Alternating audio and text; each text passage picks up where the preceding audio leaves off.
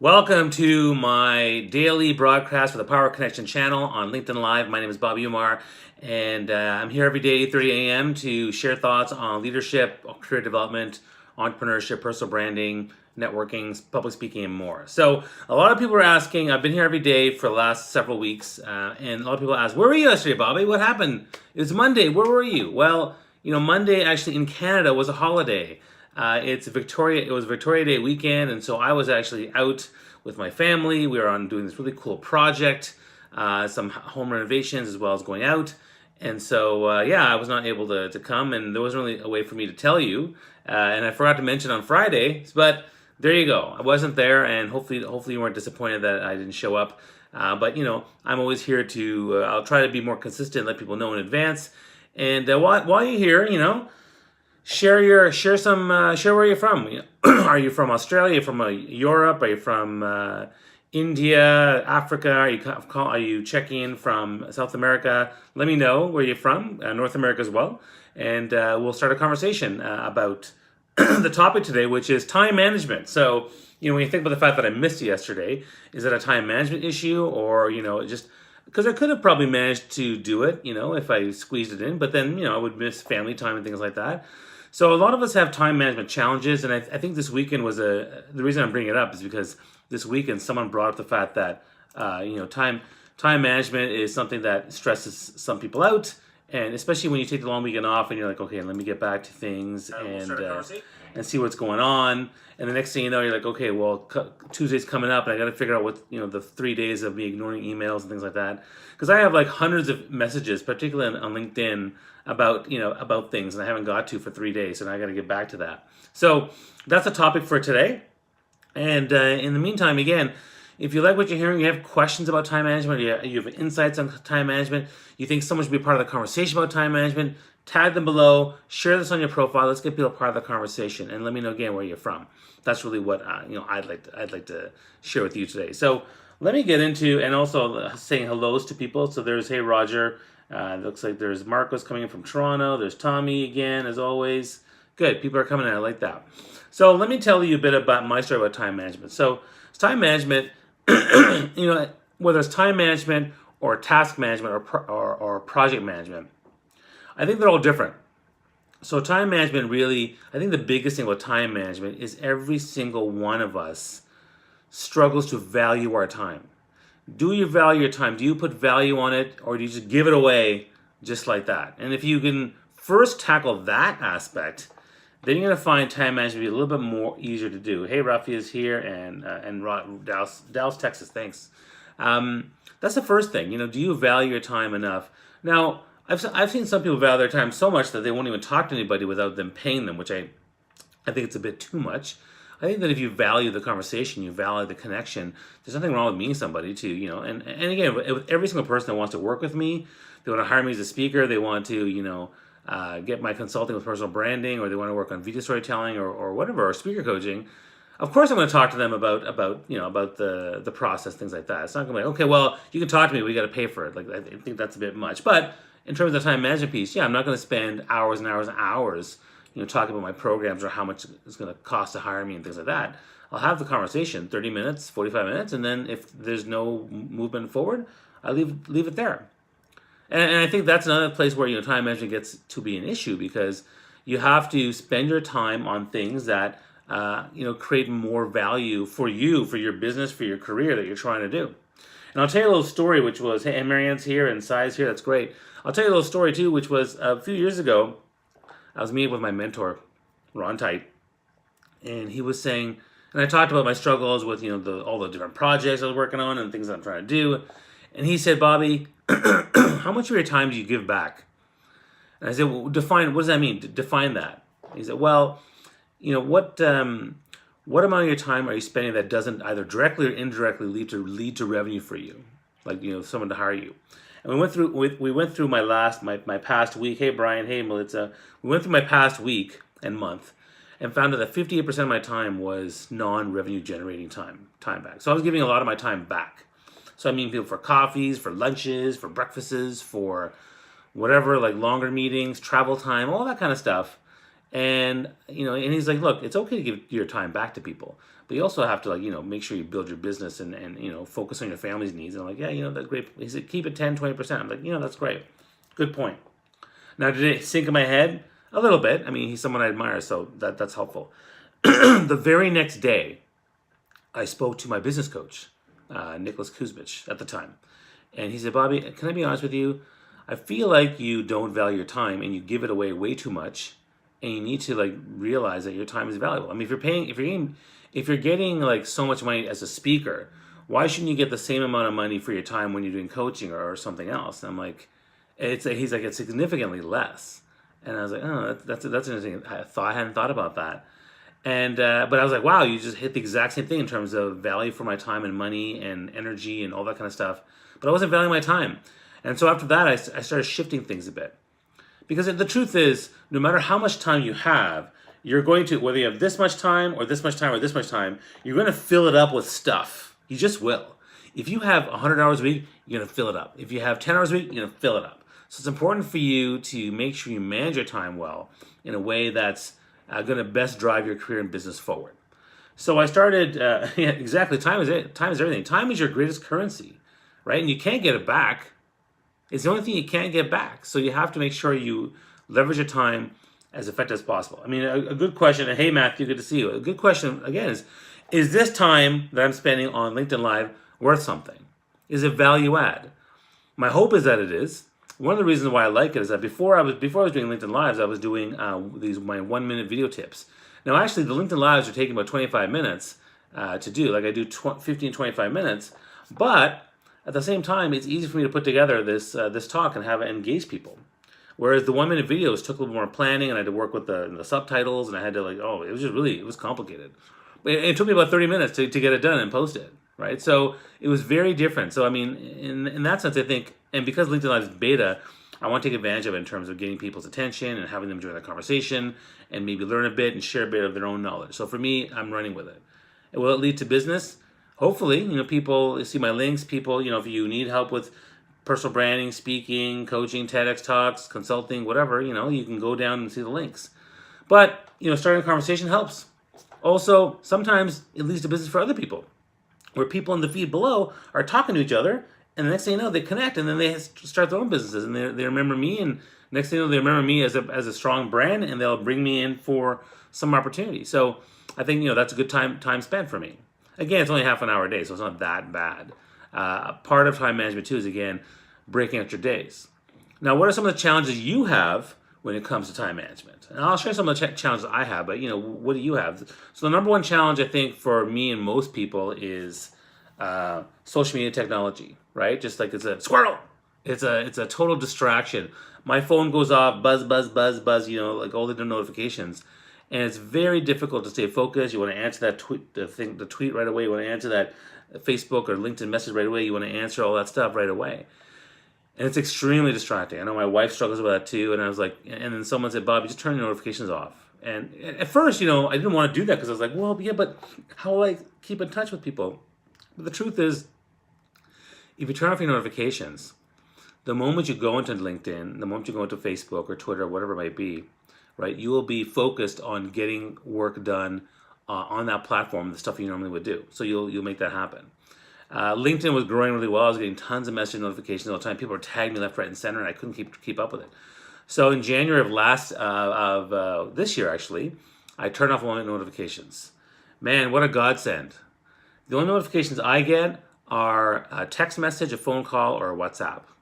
I've now added Telegram to that. But basically, these are work-related type stuff. Slack as well. So sounds like a lot. It's already like 5. But, none of the social media stuff's there. So when I go into LinkedIn, I go into Facebook, whatever, I'm focused on what I want to do in that platform. And I find that's been a huge godsend for me. So that's a big thing. Managing social media is one. The second one is, Sean, I took the day off too. Like, it was a beautiful day too. So, like, that's awesome. And for all my Canadian friends who are listening in, happy Victoria Day week. I hope it was great. For my American friends, happy Memorial Day weekend coming up too. That's great. So the second area in which I think we struggle with time management is email, right? So we are inundated with tons of email. So what are some of the things that you do in terms of managing email? Comment below and let me know what you think, because I'd love to hear your thoughts on that, because I think it's something that we all struggle with to some degree. Now, I've over the years, I've developed a system on dealing with emails, and it's gotten a lot better. Um, and thank you, Marianne, for saying this is time well spent. You met some cool folks, feel engaged, you're learning and sharing. Exactly, I think that's a good thing. It's a great way to learn and share. That's why I started at 8:30 because I want to make sure it's a good way for us to engage each other. So in dealing with email, over the years, it's been a challenge to because the other thing, email notifications. Oh, squirrel! And I want to deal with the email right away, and I want to connect and talk to people, and I'm a social guy, so any sort of social notification, certainly there's the physical manifestation in your body about with the endorphins or whatever it is that gets you like ooh, but I also like hearing from people, reading their things. So oh my gosh, Marianne, self-care. Oh man, that's a really big one. In fact, I just posted something about that on Facebook where the idea was that most of us we don't do self-care enough until the point comes where we become sick, and then we have to take care of our illness, which probably takes even more time. So self-care is a really good one. But going back to my email thing, over the years I've developed a system, and so it's all about the D's. So deal, delegate, delete, and deal. So and delay. So what I do is when I get an email, I'll either when I go in an email during a time period to get rid of stuff, right? So in fact, after this LinkedIn Live session, one of my first tasks after 9 o'clock, unless I have a meeting, is to go into email for about an hour and deal with stuff. So either deal with the email, delegate an email to somebody else, delete the email if it's not of value or it's an FYI, or I'll delay. And then for the delay ones, it's then later on delay to what? Delay to then later deal, delegate, and delete. And with that system, I've been able to take my entire inbox, and now, if I look at it now, I think my inbox is, well, actually, it's Tuesday morning, having not touched emails for a day, so there's probably stuff in there. But for the most part, I usually keep it under 10 to 15 message members. So right now my inbox is big. I have about 25 or so emails in my inbox, but I usually keep it down to 10 or below. And there are some emails at the bottom that honestly haven't they've been there for a long time, and I just haven't dealt with them. But for some reason I haven't deleted them, and I feel guilty about deleting them. So, but again, it's worked really well for me in terms of the deal, delegate, delay to later deal, delegate, and delete system. That's kind of what I use. What do you use for your system for dealing with email? Share below. Let me know. Well, yeah, Dan, we all delay. I totally think that. And Melissa mentioned that her inbox is 2,500, and you don't know how to take over the control of it. Well, you know what? Actually, there is a way to take over control of it. One way is to completely flush it out and delete everything and just not even care. And what you do is you hire an admin to do that for you, and you don't feel so bad because they're doing it behind the scenes. So just hire a virtual assistant to do that for you. The other thing is to take an entire weekend and plow through it. The first thing you do is you plow through all the ones that you want to delete, right? Because they're either not relevant anymore or it's old news or whatever. So delete, and you just keep doing that until you can find and get rid of stuff. Then you can go through the rest, and it takes a long time. I remember my friend Lila Smith did this, and she basically, I think she had like 15, 20,000 emails, and she did this over a period of time. But like, wow, that was crazy. But she worked on it. I'm not sure how far down she got, but it worked. I think it just takes time. And there's other people who argue, well, as long as you have a system for searching for emails, you don't have to worry so much about it. But I find personally that clutter weighs me down, right? So for me, I need to make sure I get rid of that clutter. And I don't want to have that time. Yes, and Scott makes a good point about setting aside time to unsubscribe from lists if you don't read will help. Another great tool that worked really well for me is called Unroll.me, where you can it'll automatically look at things to unsubscribe from for you and manage those and puts all the emails that you feel like you want to read but you don't normally read, and you put it in. It gives you a weekly summary of those emails.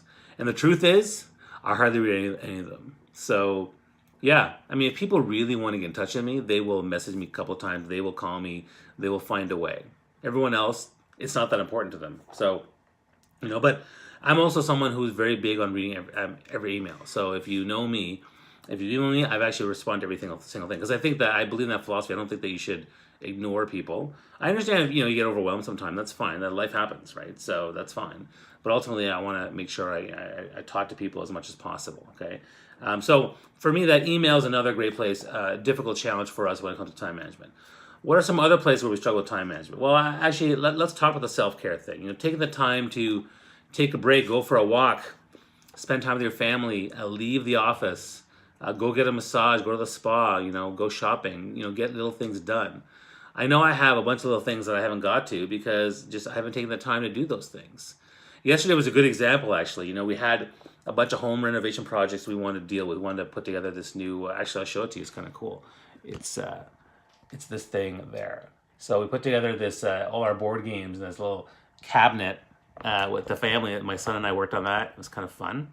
And it was a little project for us. And we also worked in my daughter's room, and we're just going through old clothes and taking old things out. But putting the time to get that stuff done, we often forget about those things. And yeah, hello, Wind City. That's where I did my fifth TEDx talk in Windsor. So that's why I'm wearing that one. And hello to other people here. Oh, Elena's here. Nice. Good to see you. And Bahareh's here again. That's great.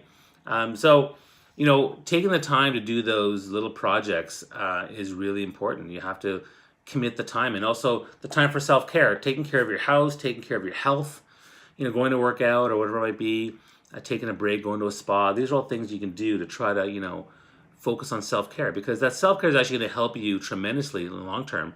Otherwise, you get stressed, or you break, or you hurt your back, or you're immobile. Certain things will happen to you if you don't take care of yourself. In fact, the older you get, the more we got to deal with that, right? Thank you, Michelle, for summarizing my delegate, delete, and delay system. I really got to do like an article on that. I haven't done that yet. Question: Do you? And again, if you have questions about time management, comment below. Let's get everyone answering. Do you use time blocks? Yeah, good question. I used to, and sometimes I do. In fact, my wife was struggling. The reason this tip came up because my wife brought it up this weekend. Oh, I'm struggling with time. How do I deal with this? I'm like, well, let me help you. And the big thing is deal with time blocks. So putting together, because she's managing 4 projects at once, I'm like, well, you don't spend all day on one. You got to put chunks of each one, or maybe like 2 one day, 2 another day. But you got to progress, because some of the things that she's working on are being ignored for like several days. So time blocks, I think, are really important. But the big tip I'll give all of you is that when you block time, you need to block 80% of your time. 20% of your time needs to be blocked off just for fires. Like someone's going to call you, someone's going to email you, someone's going to text you about something you need to deal with right away. And so you need to be able to have that so you can deal with it right away. Right? So you need to have that buffer time for those time blocks, because that actually happens all the time. You love that I have a dedicated board game shelf. Well, I mean, we have so many board games. I was like, let's get this cabinet and let's put it together. So I definitely enjoyed that. Kyle asked a really interesting question: goals or intentions? Wow. Okay, that's pretty deep, Kyle. What's the difference? I mean, the intention to me is the intention to try to do something, make it happen. A goal is kind of this thing you want to accomplish that's over there, right? So, I mean, they're related in the sense that I have a goal that I set, and I'm intending to kind of get there. So let's say I have a goal to lose 10 pounds, which is something I'm working on. I'm trying to lose weight. A goal to lose 10 pounds. And my intention is really clear that, okay, I'm going to lose weight, and I'm going to try, I really want to do that. And that's the goal. Well, neither of them are going to be achieved if you don't have other stuff, right? So, and someone actually just tweeted tweeted this morning. If you want a goal to be achieved, or you want to meet an objective, or accomplish a task, or set intention and move forward. I mean, setting intention is one thing. Moving forward on that intention is the second thing. Like, what do you do to do that? Like, number one, there's vision, right? Can you envision exactly what you're trying to do? Number two, is there a belief around what you're trying to do? Is it going to make sense for you? Then, what kind of support and tools do you need to actually, move forward? That's something you have to think about. And finally, once you have the vision, the belief, and the support and tools, then you will have action to move forward. And now, as you're going towards, depending on your goal, are you monitoring the project or your progress? Is there a support network to keep you accountable and focused? Do you have like a coach that's going to help you stay accountable and focused? These are things you can do to help you move forward on meeting those goals and moving forward on those intentions. And again, if you're liking what you're hearing, you're liking the discussion we're having, share this, like, and all those other ones you have, like celebrate, love, share in your post, tag people. Let's get them part of the conversation. Deal, delegate, delete, and delay, Marianne. So delay is the fourth one, which you then later on deal, delegate, and delete. Let's see, what other questions here? Yeah, block time for yourself to rejuvenate and refocus. Yep. Okay, it's Marie. Yes. Oh man, I'm so glad you said that one. Because So another big tip for another big challenge we have with time management is we can't say no, right? We have trouble saying no. And me too. Me too. Now, how do you manage that? Part of it's mindset, right? Part of it's a commitment to your goals. Part of it is, maybe having a coach or accountability partner to get you to learn to say no to things. Hiring an admin person to manage your day, to say no to things that don't align. Knowing your why statement, knowing your brand, and what focus on that. Like, my why statement is there are lost, stuck, and unfulfilled leaders everywhere. So what that means is any topic or subject that's around people who feel lost, stuck, or unfulfilled in their career or their job, that's something relevant to me. But if it's not relevant in that area, then I'm not going to do it, right? Now, the thing with no is like, here's the thing, and here's the mindset shift, and the tip for you is, saying no to new opportunities is saying yes to current priorities. I'm going to say that again. Saying no to new opportunities is saying yes to current priorities. And the idea is that, you are saying no, but you're actually saying yes to the things you got to deal with, right?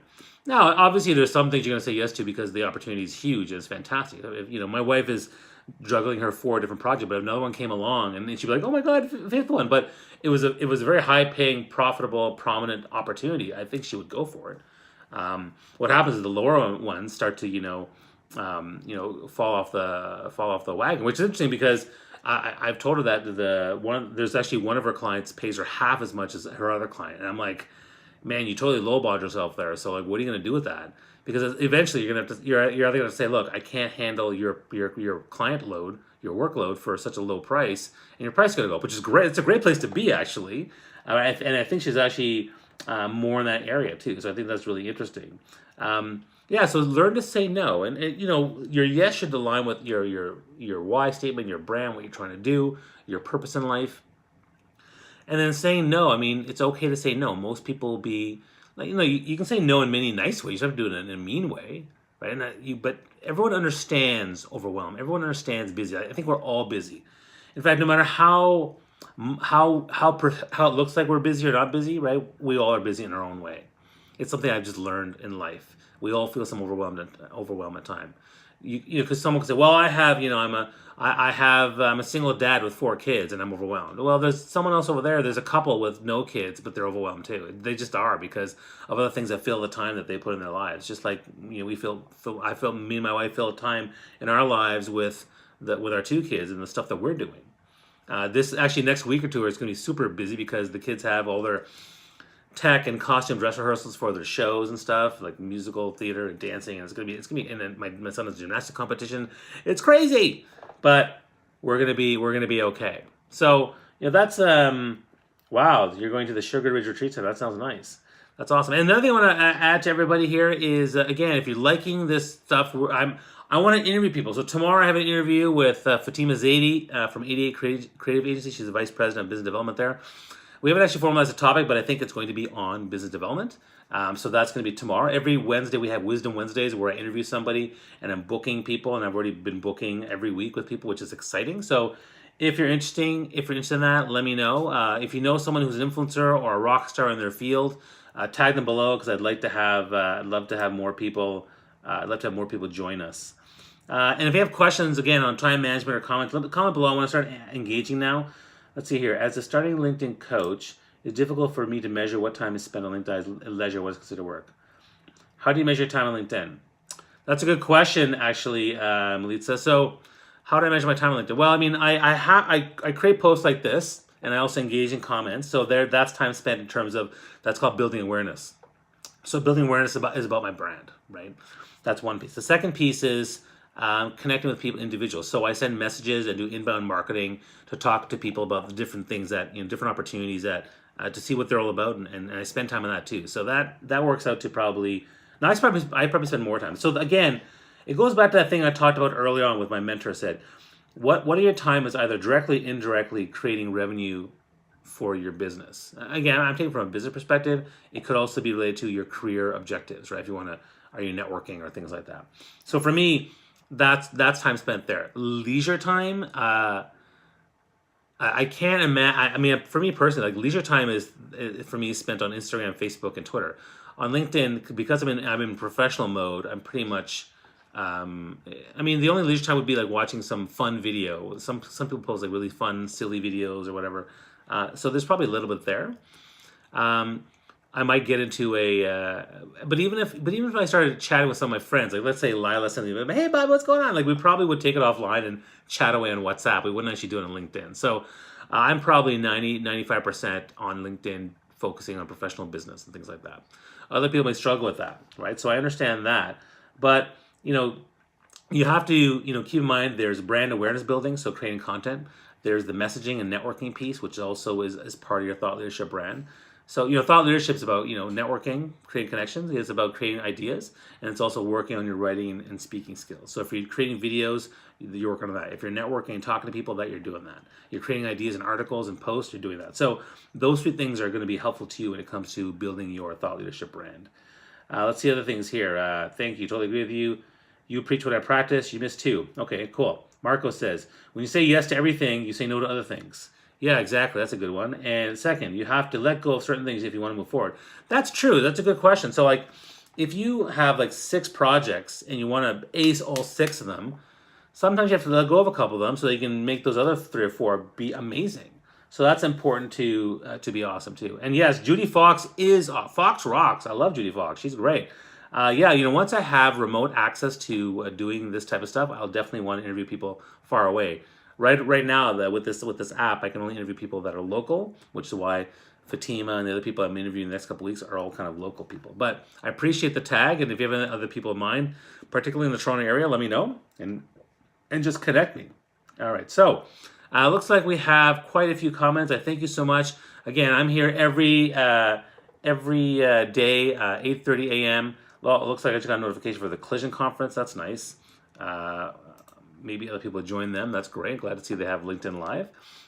So I'll be here every day, 8:30 a.m. Eastern Standard Time. And tomorrow's going to be my Wisdom Wednesdays, which is every Wednesday. But I'm looking to interview more people on other days as well.